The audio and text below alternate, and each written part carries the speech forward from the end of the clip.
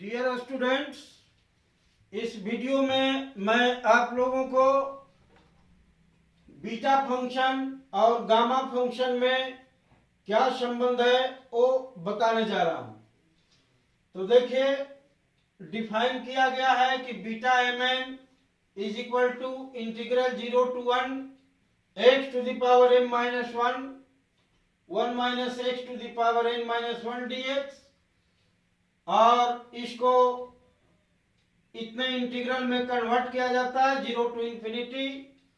x to the power m minus 1 divided by 1 plus x whole to the power m plus n। ये दोनों integral बराबर होते हैं और चूंकि beta M N is equal to beta N M होता है, इसलिए आप इस इंटीग्रल को इतना भी लिख सकते हैं। और गामा m की value e to the power minus x into x to the power m minus 1 dx होता है। तो अब आपको बीटा एम एन और गामा एम में यदि रिलेशन निकालना है तो देखिए, आप यहां पर ऐसा लेकर के चलिए। बी है यहां, इसको लेकर के चलिए। गामा एम, ये गामा एम की वैल्यू जो है ये इतना है, integral 0 to infinity e to the power minus x into x to the power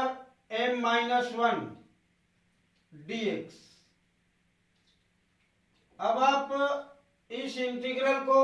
आप ऐसा कन्वर्ट करें कि यहाँ x को हम रिप्लेस करने जा रहे हैं zx से। तो यहां लिखेंगे be replace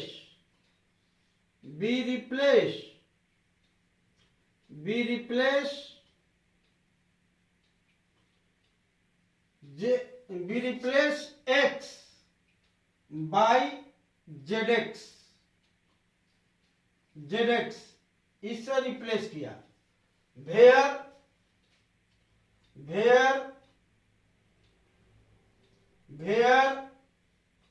z is independent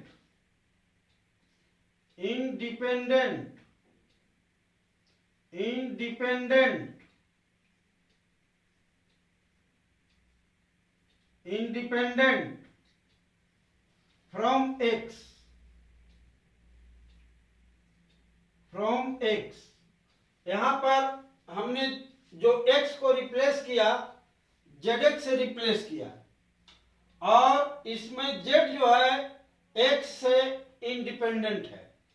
z variable तो है लेकिन x से इंडिपेंडेंट है। तो यदि यहां इस इंटीग्रल में x का मान zx से रिप्लेस करेंगे तो गामा m की वैल्यू नहीं बदलेगी और इंटीग्रेशन जो है वह 0 to infinity ही रहेगी। तो आप लिखे therefore या by such type of changing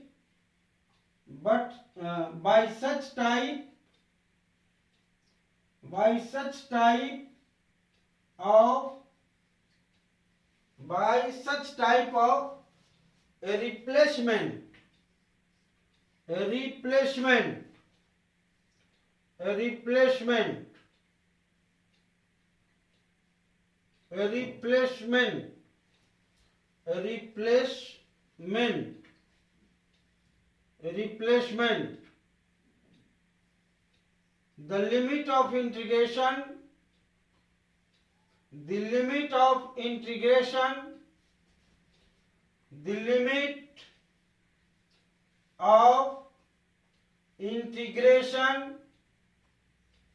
the limit of integration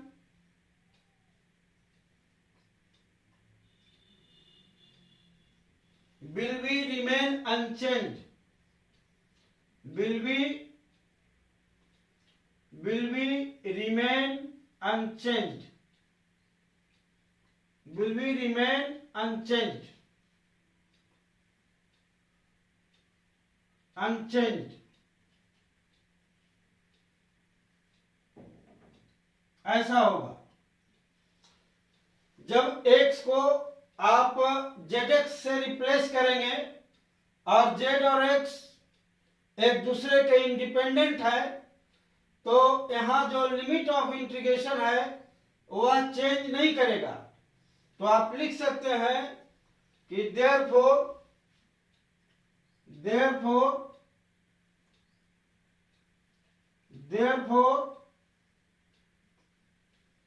देखिए therefore यहां पर गामा m की वैल्यू जो है इतनी हो जाएगी। therefore gamma m is equal to, ये देखिए इतना हो जाएगा, integration 0 to infinity e to the power minus zx, और यहां पर x को रिप्लेस किए हैं zx से, तो zx to the power m minus 1, और dx का मान जो है यहां पर z dx हो जाएगा, z dx ऐसा हो जाएगा, इतना हो जाएगा, जिसको आप कैलकुलेट करके आप इतना लिख सकते हैं। This is equal to integral 0 to infinity e to the power minus zx, e to the power minus zx, और यहाँ z to the power m minus 1, और इंटू z हुआ, तो इंटू हुआ z टू द पावर, यहाँ पर m हो जाएगा, और into x to the power m minus 1 dx। देखिए इतना हो जाएगा वैल्यू, यहां से z to the power m minus 1 और z ये मिल करके z to the power m हो जाएगा। तो इस तरह से हुआ वैल्यू गामा m का। अब क्या करें कि इस गामा m में दोनों तरफ मल्टीप्लाई करें।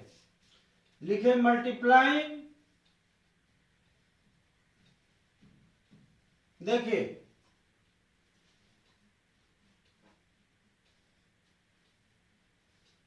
Multiplying both sides,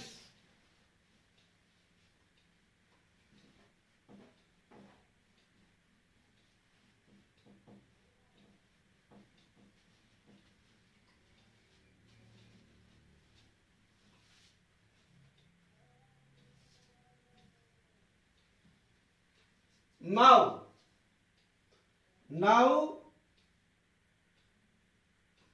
multiplying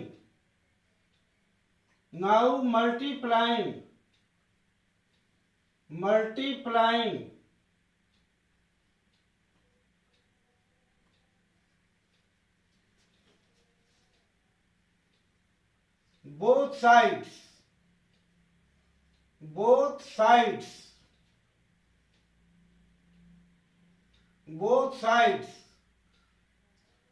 bye, इतने से आप मल्टीप्लाई करें e to the power minus Z into Z to the power n minus 1, इससे आप मल्टीप्लाई कर दें तो आप पाएंगे यहां पर कि multiplying both sides by e to the power z into z to the power n minus 1 in the value of, in the equality,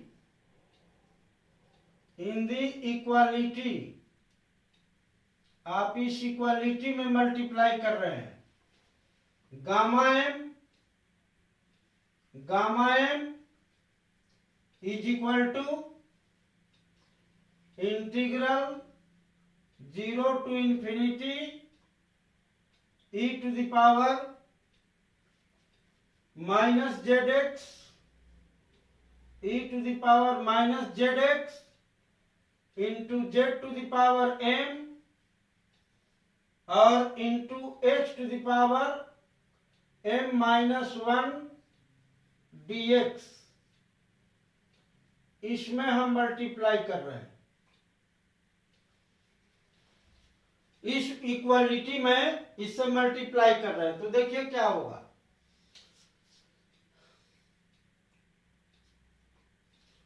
we get as हम ऐसा पाएंगे, क्या पाएंगे यहां पर कि e to the power minus Z into Z to the power n minus 1 into gamma m। Gamma m यहां पर कांस्टेंट है, ये गामा m कांस्टेंट है, तो ये वैल्यू हो जाएगा this is equal to integral 0 to infinity, और देखिए वो जो इंटीग्रल है x के रेस्पेक्ट में है और इस क्वांटिटी से हम मल्टीप्लाई कर रहे हैं, तो यह इंटीग्रल के अंदर चला जाएगा, क्योंकि z से ये x से यह क्वांटिटी इंडिपेंडेंट है, तो आप इसको ऐसा लिख पाएंगे z to the power n minus 1 integral z e to the power minus z into z to the power n minus 1 और into e to the power minus zx, ये हो गया e to the power minus zx, और into sorry e to the power ये e to the power minus zx into z to the power m into h to the power m minus 1 dx, ये हो गया। हमने integral के अंदर इस राशि को ले लिया, इसलिए कि यह क्वांटिटी जो है x से इंडिपेंडेंट है, इसलिए इसको हम इंटीग्रल के अंदर ले सकते हैं। अब देखिए वह वैल्यू कितने के बराबर हो गया, उसको कैलकुलेट करें आप।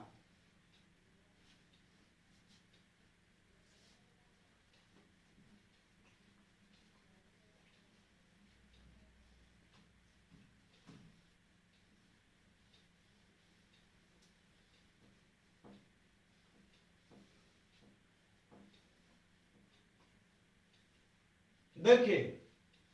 यह इंटीग्रल बराबर हो गया this is equal to integral 0 to infinity, ये इतना हो गया, और e टू द पावर हो गया यहां पर minus Z into 1 plus x, ये ऐसा हो गया e का पावर, और z का पावर हो गया into Z to the power m plus n, ये माइनस 1 हो गया, और into h to the power m minus 1, ये बच गया dx। देखिए ये फाइनल वैल्यू हो गया, यहां पर ये इतना हो गया। तो अब यहां पर आप दोनों साइड यदि इंटीग्रेट करते हैं तो आप देखें कि दिस इंप्लाइज इंटीग्रल, देखिए आप दोनों तरफ इंटीग्रेट कर रहे हैं और ये कांस्टेंट है, तो हम गामा ये कांस्टेंट बाहर निकाल देते हैं, गामा m को हमने बाहर निकाल दिया, और इंटीग्रल 0 टू इंफिनिटी ले लिया, ये देखिए e to the power minus Z और into Z to the power n minus 1 और dz, ये ले लिया, यानी z के रेस्पेक्ट में दोनों तरफ इंटीग्रेट किया। तो ये इंटीग्रेशन x के रेस्पेक्ट में है आप इसको ऐसा लिख सकेंगे, ये इंटीग्रल 0 टू इंफिनिटी, और एक इंटीग्रल और लग गया इसमें, और इस इंटीग्रल को हम अंदर ले सकते हैं 0 टू इंफिनिटी, और केवल z के फंक्शन को इसमें हम रखेंगे e to the power minus Z, ये sorry e to the power minus Z, e to the power minus Z into 1 plus X, इसको रखेंगे, और z टू द पावर, और यहां z to the power m plus n minus 1, इसको रखेंगे, और यहां dz, ये इंटीग्रेशन क्लोज हो गया, तो ब्रैकेट यहां बंद कर दें, और उसके बाद ये x to the power m minus 1, x to the power m minus 1, और ये dx, ये रह गया, ये रह गया। अब आप क्या करें, देखिए,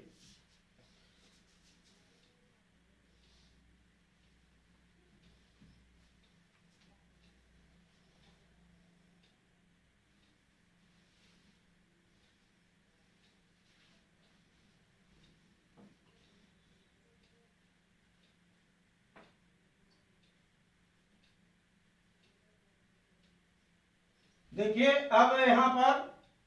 जो हम इंटीग्रेशन करने जा रहे हैं वो ये करने जा रहे हैं कि ये वैल्यू हो गया गामा एन की वैल्यू, तो दिस इंप्लाइज, हम यहां पर आ जाते हैं गामा एन, और इसकी वैल्यू हो गई गामा एन, ये हो गया, और यहां पर वैल्यू हो गया इंटीग्रल 0 टू इंफिनिटी, यहां ब्रैकेट लगावे, इंटीग्रल 0 टू इंफिनिटी, यहां e to the power minus Z into 1 plus x, ये हो गया, और into z to the power m plus n minus 1 dz, और ब्रैकेट बंद, into h to the power m minus 1 dx, ये हो गया। अब आप यहां क्या करें कि z इंटू 1 प्लस एक्स को y मान लें, तो देखिए यहां पर हम y मान रहे हैं,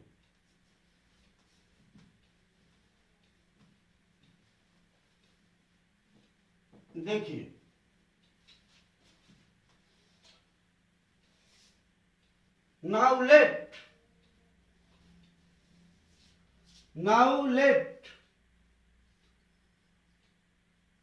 now let us assume, ऐसा लिखे, now let us assume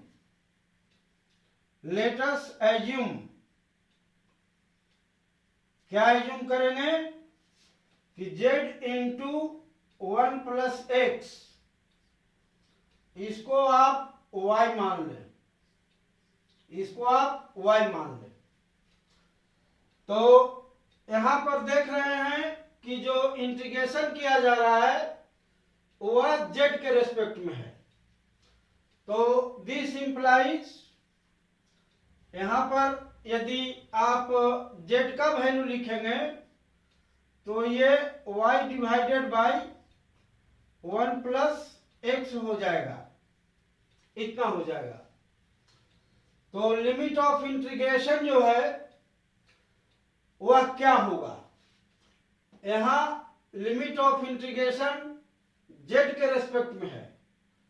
तो वेन यहां पर लिखेंगे when z is equal to 0,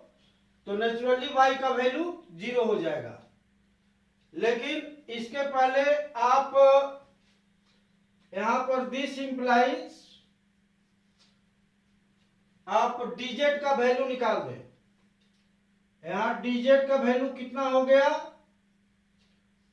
dz, तो dz का वैल्यू हो गया यहां पर dy divided by 1 plus x, इतना हो गया। लिमिट ऑफ इंटीग्रेशन में आप देखेंगे कि now when z is equal to 0 then y is equal to 0, when z is equal to 0 then y is equal to 0, and when z is equal to infinity then y is also equal to infinity, यानी limit of integration change नहीं करेगा। therefore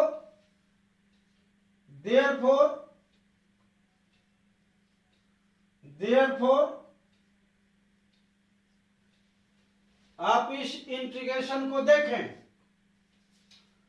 therefore integration 0 to infinity e to the power minus z into 1 plus x into z to the power, लेकिन z का power z to the power m plus n minus 1, ये dz, इसकी value हो गई कितनी हुआ value यहां पर। तो आप लिमिट ऑफ इंटीग्रेशन देख रहे हैं कि अनचेंज है, तो इसीलिए ये 0 टू इंफिनिटी हुआ और e to the power minus y हो गया, e टू द पावर यहां माइनस वाई हो गया, और यहां z का वैल्यू दीजिए, तो z का वैल्यू है यहां पर ये y बटा 1 प्लस एक्स, तो ये y बटा 1 प्लस एक्स हो गया, इसका पावर हो गया m प्लस n माइनस 1, और dz का वैल्यू यहां पर देखें तो ये हो गया dy अपॉन 1 प्लस एक्स, इतना हो गया। तो आप इसको कैलकुलेट करें तो लिख सकते हैं यहां पर दिस इज इक्वल टू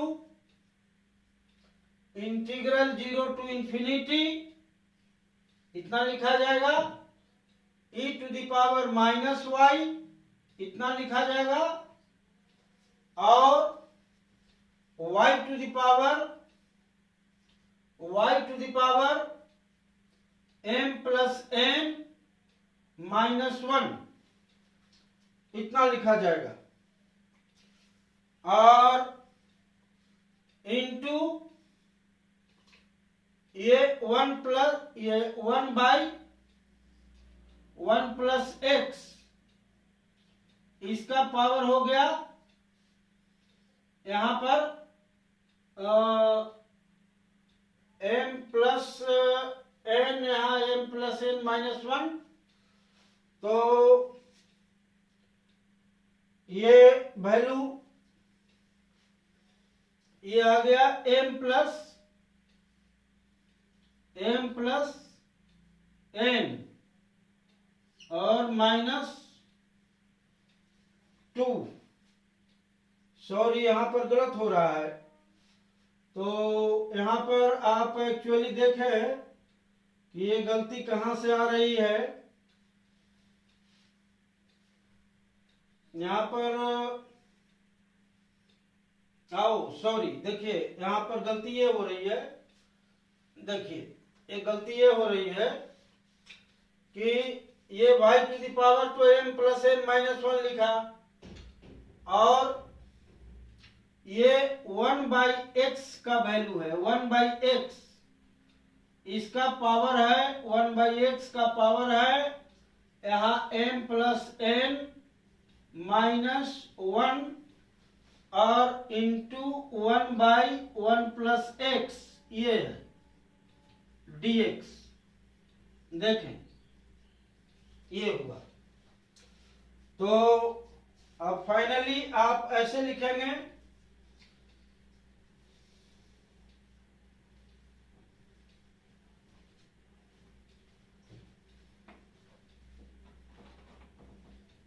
देखिए ये गामा ए, इसकी वैल्यू आप यहां पर लिखे रहे, ये गामा एम, इसको नहीं मिटाए, gamma m into gamma n is equal to ये वैल्यू है। तो इस इंटीग्रल का वैल्यू, इसको आप 1 इसको लगा दें, इसमें 1 लगा दें,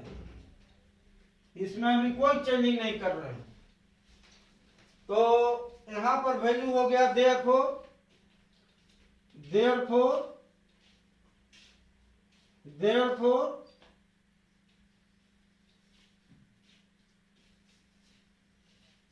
देखिए, therefore integral 0 to infinity e to the power minus z into 1 plus x, ये जो इंटीग्रल का मान मैं निकाल रहा था, तो देखिए इसकी वैल्यू इतनी आ गई। Therefore integral e to the power, ये integral e to the power infinity रहा, तो z to the power m plus n minus 1 dz, इस इंटीग्रल का वैल्यू कितना हो गया? तो देखिए इस इंटीग्रल का वैल्यू हो गया यहां पर integral 0 to infinity e to the power minus y, और y का पावर यहां पर आ गया y to the power m plus n minus 1 हो गया, और यहां पर देखें 1/x का पावर यहां पर इतना हो गया। देखिए ये कैलकुलेट करके इतना आ जाएगा, ये पावर यहां पर m प्लस n आ जाएगा dz, इतना हो गया। तो अब चूंकि यहां पर dz नहीं, सॉरी, यहां पर देखिए गलत लिखाया है, ये dy होगा, ये देखिए y के रेस्पेक्ट में इंटीग्रेशन है, तो ये dy होगा, ये ध्यान देने की बात है, क्योंकि यहां पर dy है इसीलिए y के रेस्पेक्ट में इंटीग्रेशन है। तो अब इसका मान इतना हो गया। देखिए यहां y के रेस्पेक्ट में इंटीग्रेशन है, तो आप लिख सकते हैं 1 प्लस x को बाहर कर सकते हैं, तो इसका वैल्यू इतना हो जाएगा 1/1 plus x whole to the power m plus n, इतना हो जाएगा, और इंटीग्रल यहां पर हो जाएगा 0 to infinity e to the power minus y, और into y to the power m plus n minus 1 dy, ये इतना हो जाएगा। और अब आप लिख सकते हैं कि इसकी वैल्यू हो गई 1/1 plus x whole to the power m plus n, और इसकी वैल्यू हो गई गामा m प्लस n। देखिए इस इंटीग्रल का वैल्यू हो गया गामा m प्लस n। तो अब यहां पर इस इंटीग्रल का जो ब्रैकेट में लिखा गया है इसके जगह पर अब इस क्वांटिटी को हम लिखेंगे। तो लिखेंगे therefore gamma therefore by 1 therefore by 1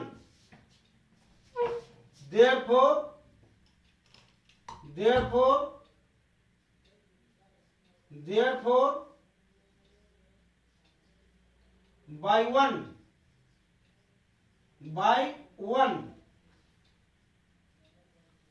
आप यहां लिखेंगे gamma m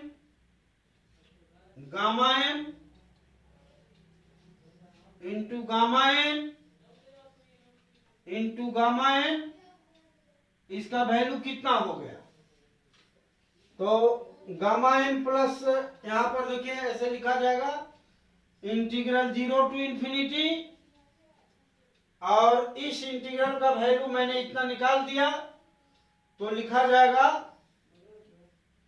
integral 0 to infinity 1 plus x whole to the power m plus n, इतना लिखा जाएगा। और into gamma m plus n लिखा जाएगा, और इंटू आपको x to the power m minus 1 ये लिखा जाएगा dx, इतना हो गया। अब चूंकि gamma m plus n constant है तो उसको आप बाहर निकाल देंगे, तो देखिए ये ऐसा हो जाएगा।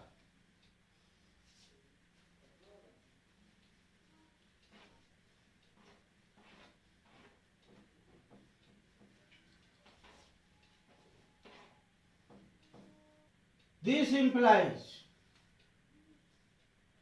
implies gamma m into gamma n, इसकी वैल्यू हो गई यहां पर गामा m प्लस n को हम कॉमन कर दें, m प्लस n ये बाहर निकल आया, तो इंटीग्रल के अंदर की राशि जो बच गई वह 0 to infinity x to the power m minus 1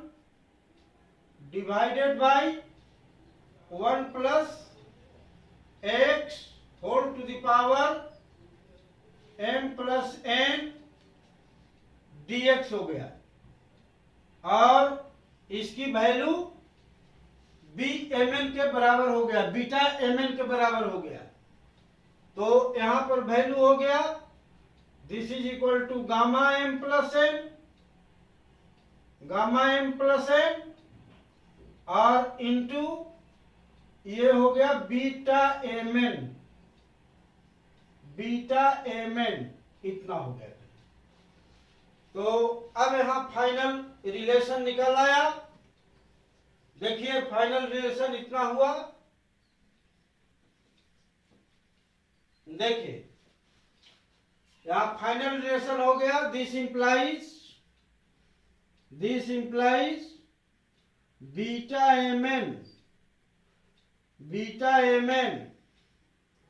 beta mn की वैल्यू हो गई यहां पर beta mn is equal to ये आ गया gamma m into gamma n divided by gamma m plus n, और यही रिलेशन हमें लानी थी। यही बीटा और गामा फंक्शन में रिलेशन होता है जिसे हमें निकालना था। तो अब मैं इस वीडियो को यहाँ पर विराम देता हूँ। और इस रिलेशन को आप ध्यान से देखेंगे तो ये बातें क्लियर समझ में आएगी। 1 2 3 बार वीडियो को रिपीट करके देखेंगे तब आपको समझ में आएगा कि ये बीटा फंक्शन और गामा फंक्शन में ये रिलेशन कैसे निकाला गया। धन्यवाद।